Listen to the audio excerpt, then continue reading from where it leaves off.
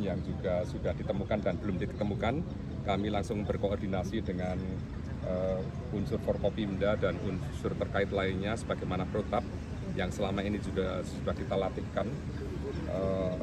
Dan kami turun ke lapangan bersama dengan para Kapolres di 3 wilayah ini, 2 kabupaten 1 kota, Pak Waka dan juga para PJU. Kami turunkan semuanya bersama anggota secukupnya, dan kami juga sudah mengkoordinir untuk menyiapkan ada pos pengamanan, ada pos pelayanan, pos kesehatan, dan juga dapur umum, termasuk kami siapkan nanti andai kata ada pengungsi. Tapi sampai saat ini untuk pengungsian memang belum terjadi. Hanya saja kita tetap menyiapkan beberapa titik pos pengamanan, termasuk kalau ada pelaporan-pelaporan baru, karena sampai saat ini kita masih mengupdate dari beberapa informasi keluarga yang mungkin kehilangan keluarganya, keluarga yang ya mungkin anak, mungkin orang tua, atau mungkin sanak saudara.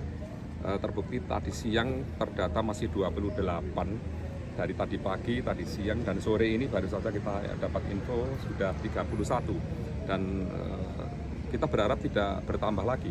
Tetapi pastinya yang 15 warga kita yang hilang itu kemungkinan juga sudah meninggal. Tetapi kita tidak akan berandai-andai kecuali nanti ada fakta yang ditemukan. Dan juga dari beberapa korban ini sudah dibawa ke beberapa rumah sakit, terutama di Rumah Sakit Bayangkara. Tadi terdaftar 5 yang ada di Rumah Sakit Bayangkara Kota Padang, tapi sebagian diantaranya ada yang di Bukit Tinggi, ada yang di Tanah Datar, ada yang di Padang Panjang dan Padang Pariaman, yang pastinya dekat-dekat dengan mereka karena sebagian diantaranya masih juga luka-luka yang masih dirawat. Kami akan terus mengupdate dan terus memberikan pelayanan yang terbaik kepada masyarakat. Yang namanya perintah dari pusat tentunya ada namanya operasi kemanusiaan kalau ada bencana seperti ini. Dan memang ini sore ini pun sudah mendung dan juga mungkin akan hujan turun lagi. Kita juga akan tetap mendeteksi, tetap mengantisipasi kalau ada banjir-banjir maupun tanah-tanah longsor di sekitar ini, sehingga kami tetap koordinasi dengan BMKG, dengan unsur-unsur yang lain. Tentunya kita juga masih di lapangan ini bersama-sama mereka untuk tetap memberikan pelayanan kepada masyarakat. Izin 31 jenazah itu di mana saja? Ya. Saat ini terdetek di beberapa rumah sakit, tapi yang data di kami nanti akan kami update lagi karena kami tadi juga masih berkoordinasi dengan pihak rumah sakit.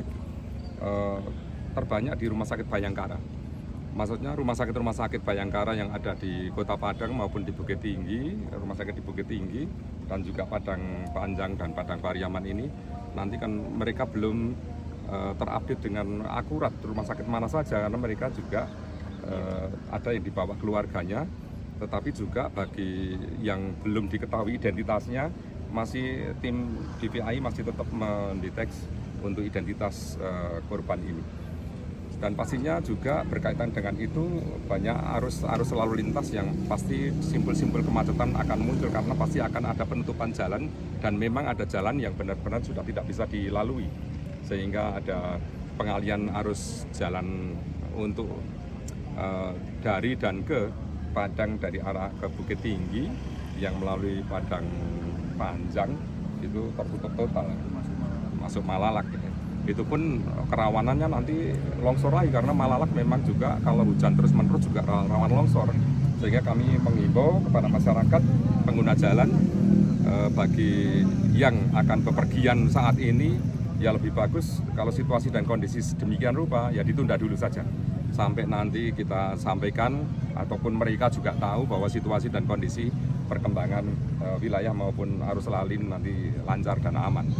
Seperti jadi longsor di Malalak udah bisa dilewati Malalak nggak?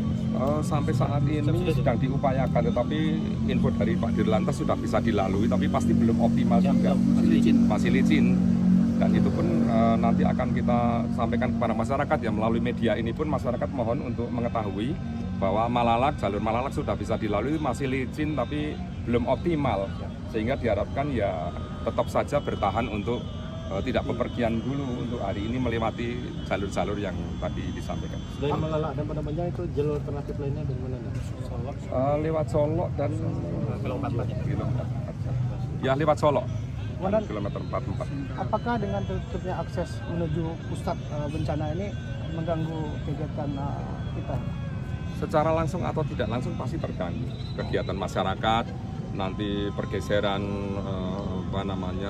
lalu lintas, nanti ada sembako, ada kebutuhan ekonomi dan lain-lain pasti akan terganggu.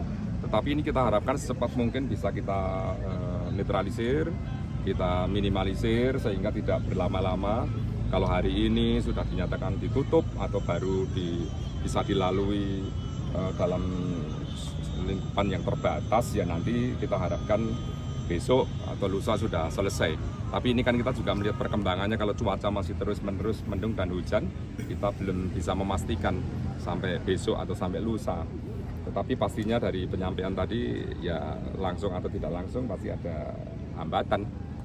Kita mohon maklum, dan ini semua karena juga namanya bencana, tidak pernah kita bisa mengantisipasi. Ya seperti hujan terus-menerus seperti ini, kalau karakter wilayah di Sumatera Barat pada umumnya dan tempat-tempat yang saat ini terjadi longsor, ini kan memang sering terjadi seperti itu di setiap musim hujan.